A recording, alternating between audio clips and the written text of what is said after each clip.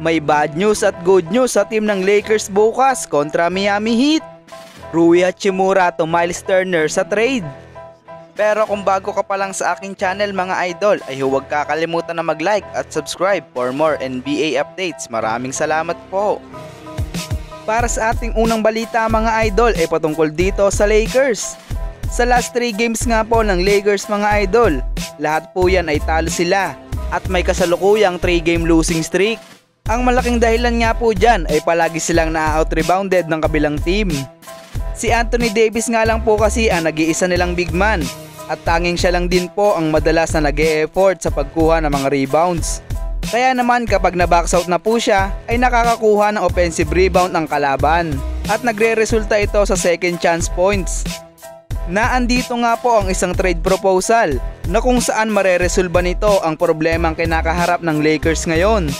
Ayon nga po kay Greg Swart ng Bleacher Report, sinuggest po nito ang isang trade proposal na kung saan mapupunta nga po sa Lakers ang sentro ng Indiana Pacers na si Miles Turner at mapupunta naman po sa Pacers si Rui Hachimura, Jackson Hayes, Cam Reddish at isang first round pick galing LA.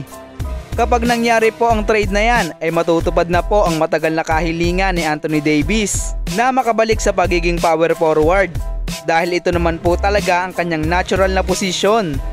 Matutulungan nga po ni Miles Turner si Anthony Davis sa pagkuha ng mga rebounds at pagdepensa na din sa ilalim ng basket dahil isang magaling na defender din po si Miles Turner.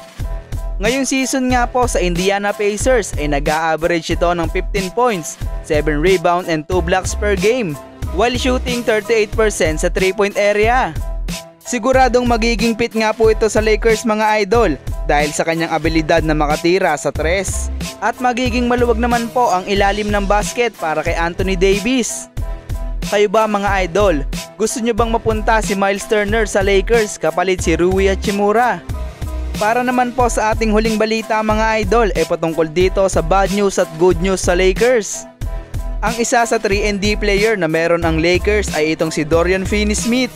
Nakuha nga po nila yan sa trade galing Brooklyn Nets na kung saan ang kapalit ay sila D'Angelo Russell. Naging malaki nga po kaagad ang impact nito sa Lakers dahil sa kanyang 3-point shooting at defense. Siya nga din po palagi ang may positive impact sa Lakers kada game. Kaya naman ang bad news dito mga idol ay baka hindi maglaro si Dorian Finney-Smith mamaya kontra Miami Heat dahil ang status nga po nito ay doubtful due to personal reason. Kapag hindi nakapaglaro mamaya si DFS ay mawawalan sila ng isang perimeter defender.